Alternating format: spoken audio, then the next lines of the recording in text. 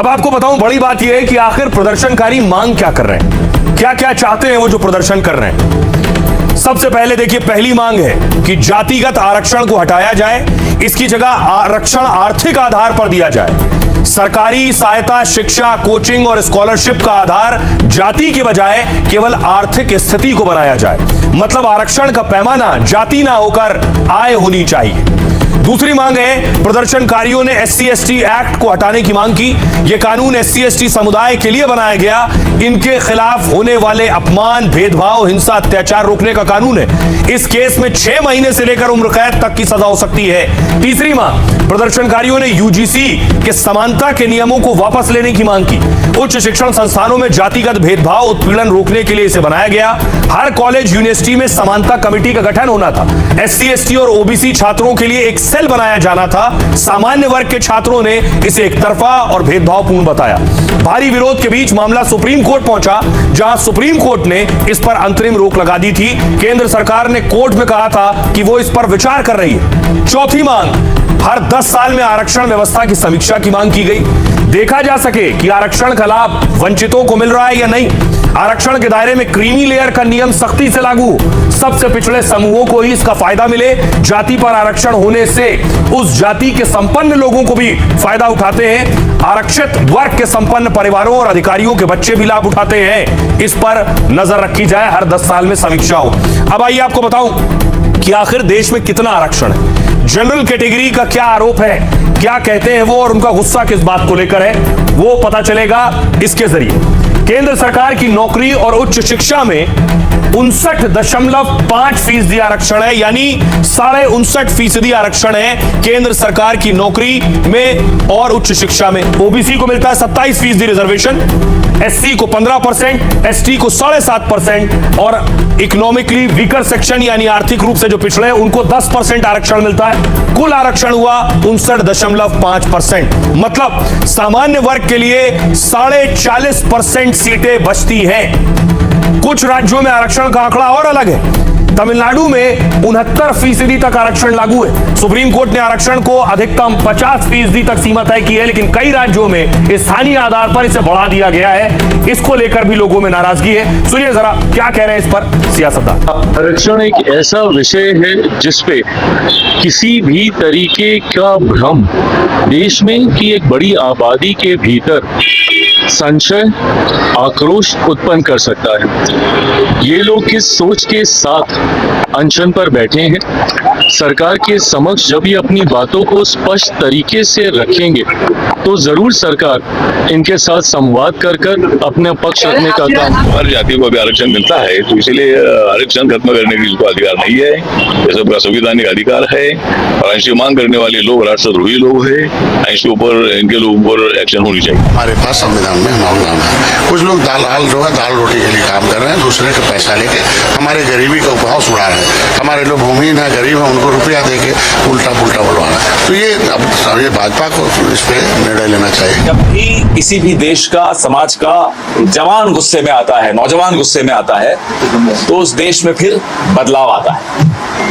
ये हवा शुरू में तो हवा कहलाती है, फिर ये तूफान बनता है। अब देखिए, जिस दौर में प्रदर्शन हो रहे हैं, जेनजी और जेन अल्फा सड़कों पर है, नेता भी समझ गए हैं कि उन्हें किससे बात करनी है और किसके वोट की जरूरत है। देखिए, इसी कड़ी में राहुल गांधी कहां पहुंचे। राहुल गांधी पुणे पहुंचे छात्राओं से मिलने के लिए। सिर्फ छात्राओं से मिले राहुल गांधी। जब मंच पर पहुंचे, वो तस्वीर देखिए।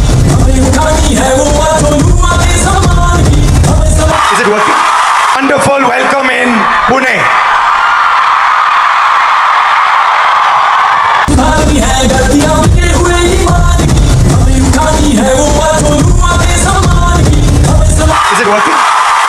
अब देखिए, राहुल पुणे में कॉलेज में थे, तो दूसरी तरफ ABVP अखिल भारतीय विद्यार्थी परिषद के जो छात्र हैं वो भी प्रदर्शन कर रहे थे, वंदे मातरम गा रहे थे, कांग्रेस का घेराव कर रहे थे पुणे में।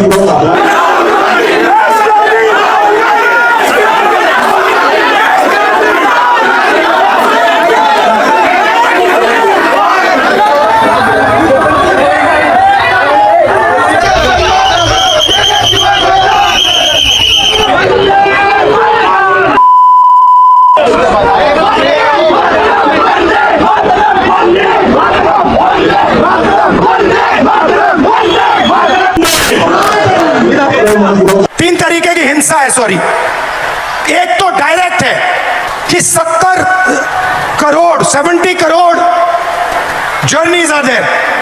First thing to understand is before they are born, पैदा होने से पहले हर साल 4.5 लाख लड़कियों की हत्या होती है. That is the first violence, पहली हिंसा. दूसरी हिंसा हरासमेंट. इस भीड़ में से 80% लड़कियों को कहीं ना कहीं हरास किया गया है. Violence of opportunity. 50% महिला एजुकेशन या काम को रिजेक्ट करती है सेफ्टी के कारण.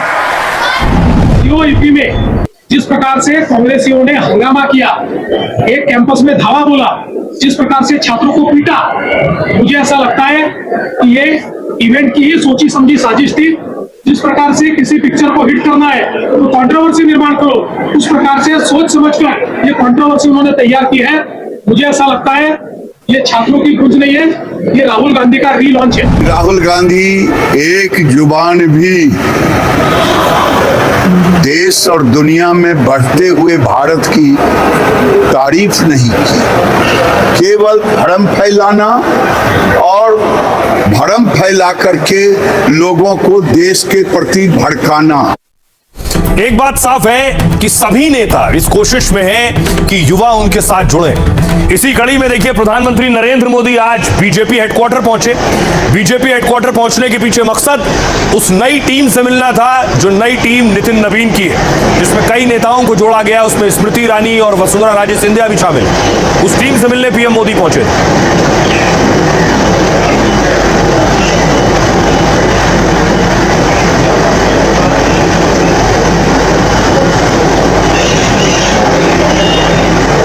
और उसके बाद देखिए सबसे पहले पीएम मोदी ने उस टीम के साथ तस्वीर खिंचवाई है.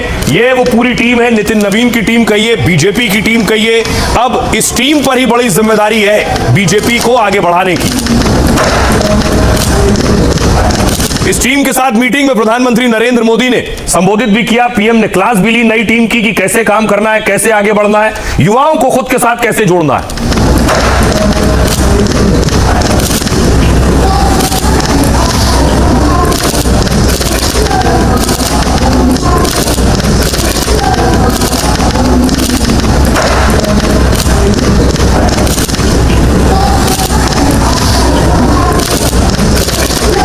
प्रधानमंत्री नरेंद्र मोदी ने नई टीम बनाई.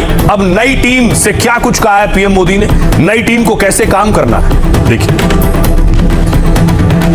पीएम मोदी ने नई टीम को संबोधित किया. नितिन नवीन की टीम आज पहली बैठक थी इस टीम की. पीएम मोदी ने इस टीम से मुलाकात की. जेनजी से संवाद को लेकर बीजेपी ने टीम बनाई है. बीजेपी अध्यक्ष नितिन नवीन इस टीम को लीड करेंगे. स्मृति ईरानी को इस टीम में शामिल किया गया. विनोद तावड़े, गुजरात के उप मुख्यमंत्री हर्ष सांघवी इस टीम में. ओपी चौधरी को इस टीम में शामिल किया गया है. बीजेपी की यह टीम जेनजी से मुलाकात करेगी, उनकी समस्याओं को जानेगी और मुद्दों का समाधान किया जाएगा. इससे पहले सभी मंत्रियों को विश्वविद्यालय जाने को कहा गया. वो वहां जेनजी छात्रों से बात करेंगे. इसका मकसद है जेनजी युवा वोटर्स को पार्टी से जोड़ना. 2027 में बीजेपी पंजाब सहित 7 राज्यों में विधानसभा चुनाव होने. यूपी और पंजाब, इन 7 राज्यों में करीब 22% वोटर 8 से 29 साल की उम्र के हैं. भारत में 15 से 24 साल की उम्र के करीब 25 करोड़ 70 लाख युवा हैं. अब सोचिए, जब 15 से 24 साल के युवाओं की उम्र 25 करोड़ से ज्यादा है, उसी पर नजर सियासतदानों की. सुनिए क्या कह रहे हैं. पहला पदाधिकारी बैठक माननीय नितिन नवीन जी का हुआ है. उसमें पहला रिजोल्यूशन, पहला प्रस्ताव भारत के गौरव, भारत के सम्मान और जिन लोगों ने, जिन हुतात्माओं ने अपना बलिदान दिया है भारत की स्वतंत्रता के लिए, वैसे महामंत्र वंदे मातरम के सम्मान में यह प्रस्ताव जारी हुआ है. कांग्रेस का झंडा और एजेंडा मुस्लिम लीग के कार्यालय में सरेंडर कर दिया है और मुस्लिम लीग का विभाजनकारी एजेंडा लेकर आज कांग्रेस के सभी नेता निकले हैं. कोई नेता कैसे भारत के राष्ट्रीय गीत